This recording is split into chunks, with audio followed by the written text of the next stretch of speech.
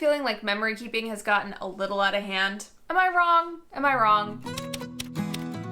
I think with the rise of junk journaling and pasting ephemera into our journals and stuff, memory keeping has really become this sort of like scrapbook artistic endeavor. Lots of stickers, lots of color that people use to record their memories, which in itself is not a bad thing, but I do think people often tend to record a little bit too much of the positive and don't ever record any of the negative. So in this video, I want to talk a little bit about how I have observed memory keeping change over the course of my many, many years in the planner community online, and about how I use it. And at the end of the video, I'm going to talk about an additional technique of journaling that I think you should be adding to your memory keeping process so that you make space in your life to reflect on the things that maybe have not gone as well or the ways you're struggling, and add that into your journaling and memory keeping routine. By the way, hi, my name is Rachel. I do all sorts of planner and stationery stuff here on the YouTubes, and I have also been journaling for my entire life, so I have a lot of thoughts on this subject. So I'm going to take you over to the flat lay and we're going to talk about it. So I think when most people think about memory keeping, they think of a specific type of spread that's usually very like colorful and artistic and involves maybe a lot of stickers.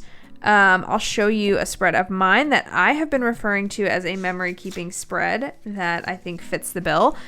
So this is my Sterling Ink Common Planner. I talked about this spread so much because it was one of the first attempts that I really made to memory keep in a vertical column. I used to use the Hobonichi Cousin a lot. You see a lot of like vertical column, vertical weekly memory keeper type of people out here on the internet when you search up the Hobonichi Cousin, because the Hobonichi Cousin, like their brand is like built for life logging. Like that's a huge part of their brand, and so their customers use their planner in that way. So I never found success with that in the Hobonichi Cousin. I tried it in the Sterling Ink Common Planner and I really liked it. So basically what we see here is basic memory keeping stuff. We have me recording what I did, where I was, who I was with on what day. All of this stuff on top of it, the stickers and the colored pens and the 5-star ratings and stuff like that, that's on top of that basic formula of memory keeping. So what you did, where you were, when you did it, who you were with, the who, what, where, when, why of one's memories. And the purpose of memory keeping seems to be to not forget, really just not forget what you were doing and your sort of like normal everyday experiences. There's a lot of different ways to memory keep. Like for example, I know a lot of people will keep a travel journal. This is a travel journal that I kept from when I was in Europe. I studied abroad in the Netherlands, and I took the opportunity to travel all around Europe when I was in college, and it was an amazing experience. And this little guy came with me all over the place. I'm not going to open it because there's some quite personal stuff written in here and details about people that I don't have their permission to share their information. So I'm not going to open it, but I have like pictures. I collected postcards while I was there. And what I did with the postcard was I ended up writing a memory that I had at the location that the postcard was of, and then I pasted that into my journal. So there's a lot of stuff taped in here, pasted in here. It needed to be tied shut in order to just stay closed. In addition to just like sort of standard, what we think of as standard journaling. But a lot of people picture something like this when they picture memory keeping as well. So there's like the day-to-day version of memory keeping where we're just remembering our moment-to-moment experiences. And then there's the travel journal or like specific journal type of memory keeping where we're documenting like the big, fun, exciting things that happen to us and pasting in ephemera and all of that kind of stuff. Ephemera can definitely be pasted into spreads like this. I have a little piece of ephemera over here from a store called Art of Play that I really like, based down in San Diego. It's a playing card company, and I love playing cards.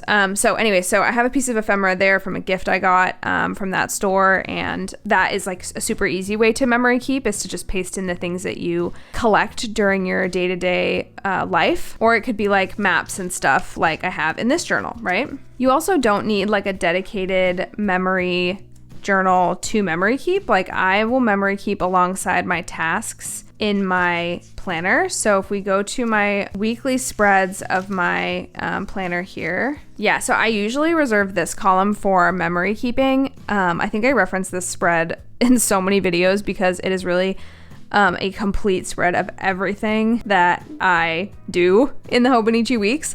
But basically it has planning, it has little micro journaling, and then it has what I call memory keeping, which is this sort of like style of stickers and writing down things and just collecting a memory. I often refer to this type of journaling as like witnessing myself. So a function of memory keeping can be to sort of witness oneself and document one's feeling, one's like time, place, and emotion associated with those things, so that one is like doesn't have to carry that around in their head, basically. And I think that is kind of related to more to journaling. We'll get to that in a second, but I use this column. I say it's for memories, but really like what I was documenting here were mostly like feelings that I was having. So I do consider this to be a form of memory keeping, but I think the first form of memory keeping we all come across in our lives is a journal. So like a handwritten long form journal that we use that doesn't really have much decoration, doesn't really have much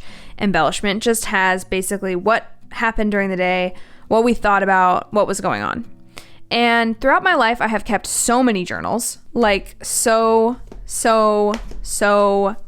many journals. These are only from like the past like 4 years. I've also kept many other ones. I've journaled on my phone. I've journaled on like random napkins. I've journaled on like in like random notebooks that I've never see again, that I've thrown away. I have a whole box of my journals from when I was like a kid. I've been doing this since I was like 5 years old. Seriously, my mom could always tell when I was in a bad mood if I was like journaling a lot. And I think that tells you how I mostly use it, because mostly my journaling, in addition to documenting my day and saying what I did and where I was about reflecting.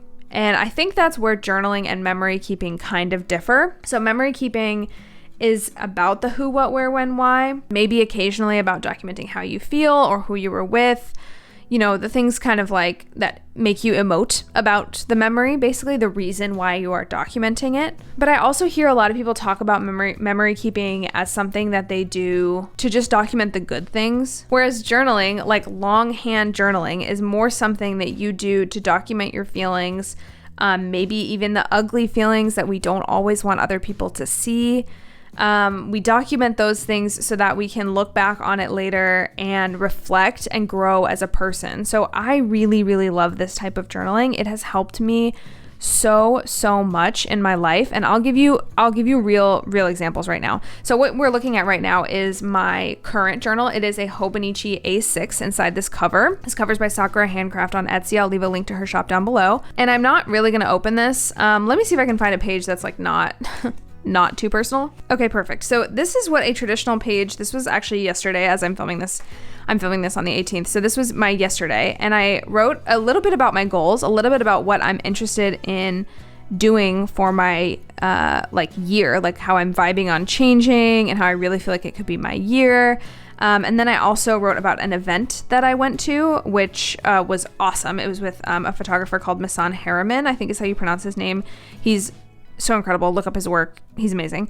But I went to an event on campus with him, and I just learned so much. And so I wanted to journal about what I learned there and what I remembered. This is like not really the place where I'm like, I went to the store and then I went to have lunch with, Tim or something like that. Like, this is not really the place where I'm doing that. This is only the place where like the most impactful, most empowering things that make me think go, because then when I come back to this at the end of the year, I can reflect on it and look through it.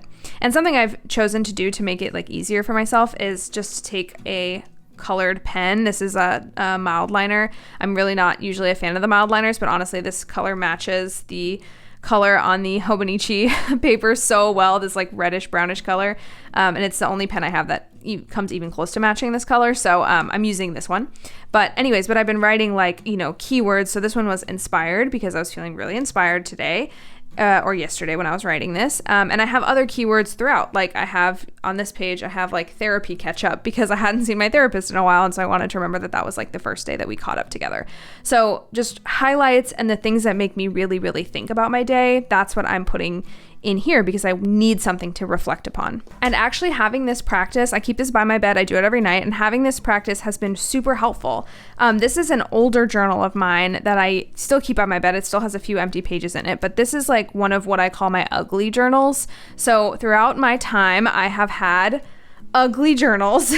And those are things, I mean, this is like another one. I just showed this earlier in the video, but these are journals that I purposefully write my garbage into. Like they're not ugly, like, you know, oh, they're not decorated, but they're like ugly in the sense of like the really gnarly, gross, problematic, unpleasant, intrusive thoughts that I have go in here. So they're like little objects of hate, kind of, because most of the time when I am writing out stuff that really moves me or really impacts me, it's here. But the stuff that I like really never want anyone to see, and I'm like, burn this after I'm dead, please do not let anyone in, go in a journal like this, because you need a place. Like, memory keeping is really fun, right? This stuff, taping things in, so fun.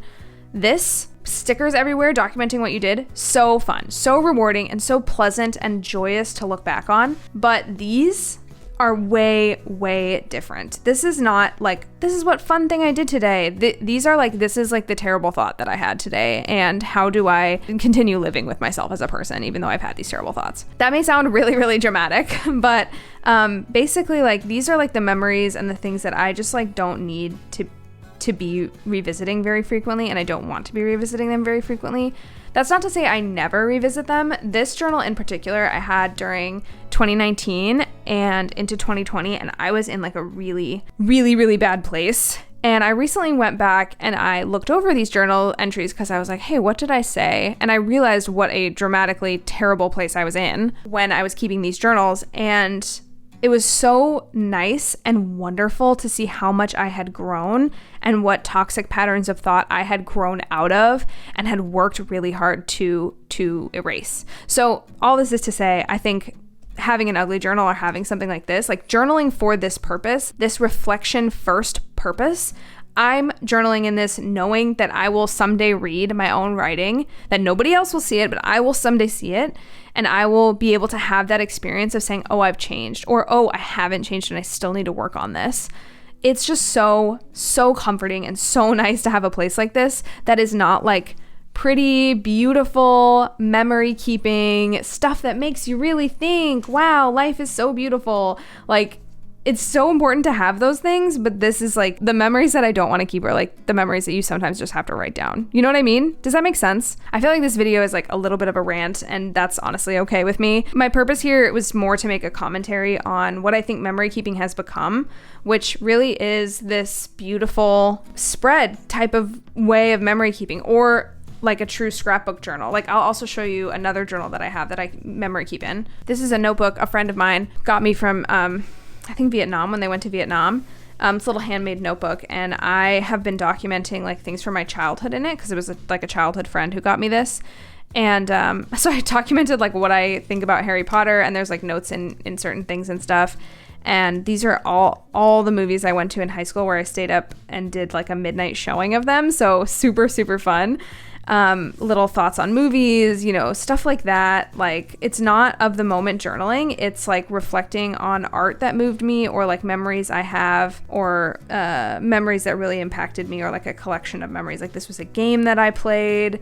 I think I have Evermore in here somewhere too. Somewhere I document like the phenomenon that was Evermore in Folklore by Taylor Swift. Yes. Anyways, so like these types of more scrapbook memory journaling, or like stickers first, pretty first type of journaling is what people often think of when they think of memory keeping, because they want to remember the good stuff. Nobody wants to remember the bad stuff. You want to remember the good stuff.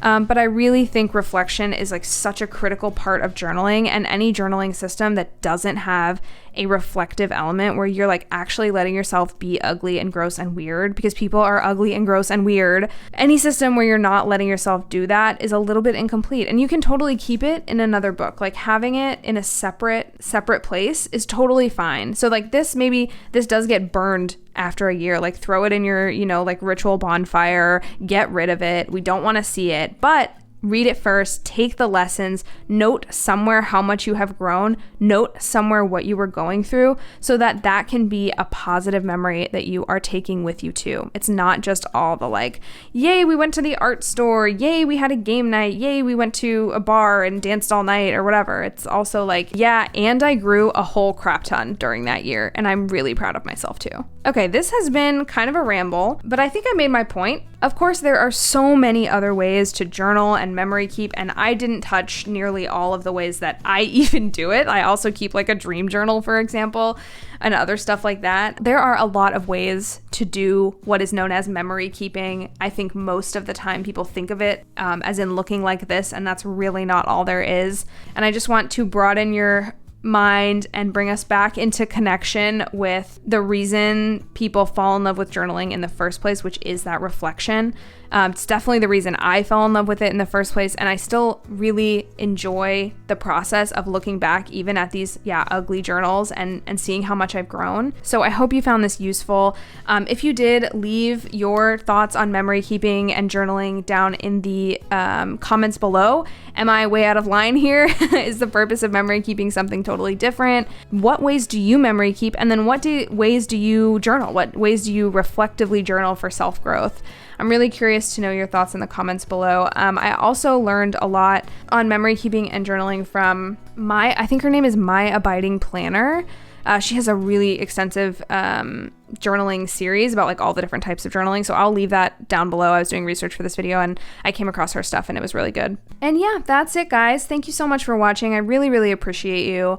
All my love. If you've stayed this far in the video, I love you. I love you, man. Thank you so much for being subscribed and for watching and for being awesome.